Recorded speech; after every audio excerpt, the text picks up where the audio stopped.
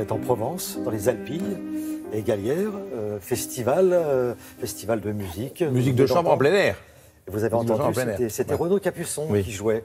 Le fameux Renaud Capuçon, le violoniste renommé international, que vous allez nous présenter, et nous présenter aussi ce festival. Bien sûr, alors, et Galière, c'est un petit village de Provence coquet, magnifique, simple, 1800 habitants, pas plus, qui est juste à côté de Saint-Rémy de Provence, juste à côté de Saint-Rémy. Donc voilà. Donc c'est un endroit avec des criquets, des cigales, tout ce qu'on peut imaginer. Et un peu excentré par rapport au village, il y a une jolie bâtisse, Renaissance, 1572, le Mas de la Brune. Et dans les jardins du Mas de la Brune, depuis 10 ans, on joue de la musique classique, la musique de chambre, quelque chose de délicieux, exquis. Imaginez, vous êtes parmi les croquets, parmi les criquets, ça sent la lavande, parmi les cigalettes, ça sent le romarin, la sauge, et vous êtes assis et vous écoutez de la musique classique. C'est un enchantement de chaque seconde. Alors, c'est un festival qui a été créé à Galière par Étienne Vatelot. Étienne Vatelot, ça a été un des plus grands luthiers de France. Lui-même luthier, fils de luthier, que son père avait envoyé travailler à Mirecourt, qui est même allé à New York aussi après. Et c'est lui qui a créé, qui a conseillé, je veux dire, des achats de violons, qui a fait vendre des violons, des musiciens qui avaient des violons, ça leur convenait pas leur style de musique ou quoi. Il a, de David Oistrakh, Castern, tout le monde a pris comme conseiller ou comme luthier Étienne Vatelot. Étienne Vatelot, il habitait à Galière. C'est donc lui qui a eu l'idée de faire ce festival de musique à Galière. Et c'était délicieux parce que Renaud Capuçon, qui était l'invité d'honneur de cette 10e édition du Festival à Galière, il s'est marié à Galière. Voilà, alors donc nous allons rencontrer Renaud Capuçon qui était là. Renaud Capuçon, vous savez, il faut le voir. Enfin, ne croyez pas que je partage la chambre de Renaud Capuçon parce qu'il est marié, bien marié. Mais quand les gens, il faut voir, il met son violon en hauteur pour pas qu'il y ait quoi que ce soit, pas qu'il y ait une bête qui vienne que l'eau vienne, quoi que ce soit. Donc, il tient comme Lucrèce Borgia à une de ses cassettes à poison, Renaud Capuçon et son violon. Et alors, j'ai voulu on fasse Madame Vatelot, donc dont le mari a lancé ce festival, et puis en hommage à tous les bénévoles, la dame grâce à laquelle on a pu faire ce reportage, donc s'appelle Christine Close, qui va pas parler longtemps, mais ce sont les gens grâce auxquels on a pu faire ce reportage.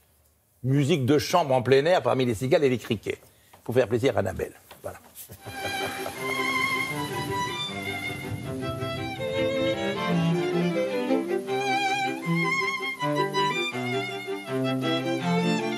Ce festival a démarré il y a 10 ans, sous l'impulsion de Claudine Leclerc, qui est la présidente, mais surtout grâce à Étienne Vatelot, ce célèbre luthier que tout le monde connaît, qui nous a permis quand même d'avoir des stars. Mon mari, Étienne Vatelot, était un homme heureux dès qu'on parlait musique, et à ce moment-là, bien sûr, qu'il a accepté tout de suite. En téléphonant à tous ces grands musiciens amis, ils sont tous venus. Étienne était le luthier pendant des décennies des plus grands musiciens du monde, tels que Yehudi Menuhin, Klava Rostropovitch, Isaac Stern, tous les plus grands dans le monde.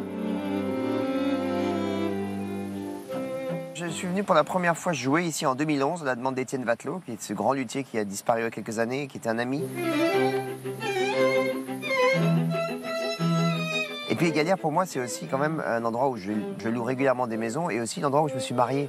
Donc c'est quand même un endroit extrêmement particulier, j'adore ce village. Et jouer ici en plein air, alors bien sûr il y a un peu de vent, le son n'est pas forcément idéal, mais on est inspiré par le lieu, on est inspiré par les oliviers qu'on voit, par la nature. Le plein air, c'est toujours un exercice assez spécial pour les musiciens parce qu'effectivement il y a un peu de vent, ça peut être un peu compliqué, donc on a fixé les pupitres au sol pour pas qu'ils bougent. À part ça, c'est vrai que pour le public c'est merveilleux. Évidemment, c'est moins bon acoustiquement que si vous êtes dans une salle. Mais ça fait partie du charme de l'été et des festivals.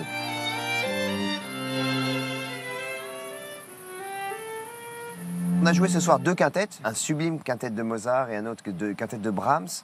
J'avais envie de jouer ces œuvres qui sont assez peu jouées finalement.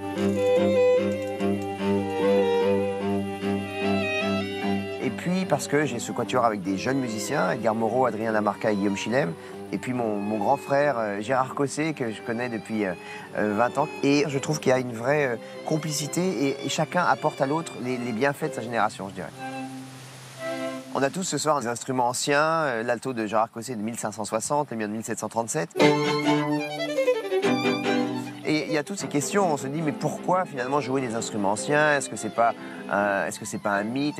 Et vraiment, je crois pas. Ce qui change, c'est l'inspiration que nous donnent ces instruments, nous interprètes, et aussi la rondeur du son, la qualité du son. En plein air, on s'en rend bien sûr beaucoup moins compte. Dans une salle, je peux vous promettre que la différence est vraiment énorme.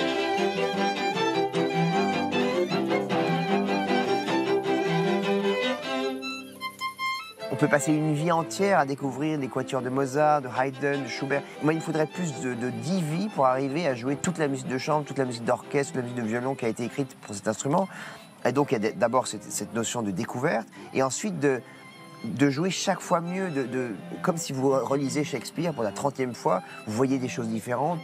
Vous n'allez pas le lire de la même façon à 10 ans, 20 ans ou 50 ans. Et ben, je crois que c'est la même chose pour la musique classique. C'est une quête d'absolu, et on apprend sans cesse.